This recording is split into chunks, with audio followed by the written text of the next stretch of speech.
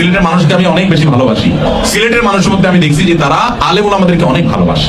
আলেম বেশি, ওলামা একরাম বেশি। এজন্য সবগুলো মেয়ে বোরকা পরে স্কুলে যায়, কলেজে যায়। শুধু বোরকাই না, আবার প্রত্যেকের হাতে ছাতি। আলহামদুলিল্লাহ, মদিনার সমাজ।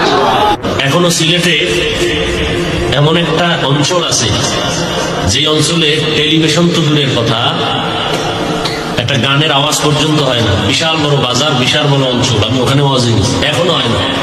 ওই এলাকার বড় একজন আল্লাহওয়ালা, তার থেকেই এ পর্যন্ত এখনো এলাকাটা গুনাহমুক্ত জাহেরি ভাবে। আর সিলেটটা হলো বাংলাদেশের মধ্যে সবচেয়ে ধনী জেলা। সিলেটের অর্ধেকের বেশি মানুষ হয় লন্ডন, নয় আমেরিকায়, নয় জাপান, দুনিয়া বিভিন্ন দেশে, তাদের সেখানেও বাড়ি আছে। পৃথিবীর যেখানেই গেছি সেখানেই দেখছি সিলেটিরা। আরো মজার বিষয় হলো, যেখানেই গেছি সেখানে বাংলাদেশিরা নিচু কাজ করে, কোন সিলেটি নিচু কাজ করে না, সব ব্যবসা সব সিলেটি মানুষ বুঝবেন বালা। ইউরোপ আমেরিকাতে তারার একটা আলিদা আপনার খিতা হই সংস্কৃতি আছে, কালচার আছে। সিলেটের মানুষ খুব মিশুক হয়, খুব ভালোবাসার মানুষ হয়।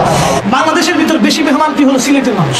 মনে কিছু নিয়ে না, আপনারা যে মেহমান প্রিয় না তা কিন্তু না, কিন্তু সিলেটের মানুষটা একটু বেশি মেহমান প্রিয় এবং খুব ভদ্র এবং শরীর।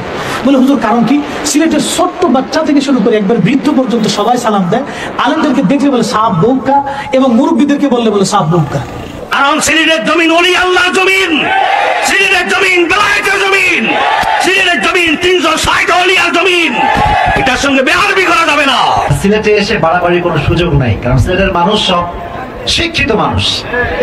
Maximum of them they live in Canada or they live in London, and Silet is also called second London in the world.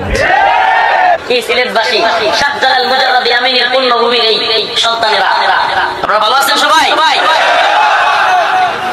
উলিয়া উলিয়ার দেশের মানুষ। আল্লাহ পাক এই ভূমিকে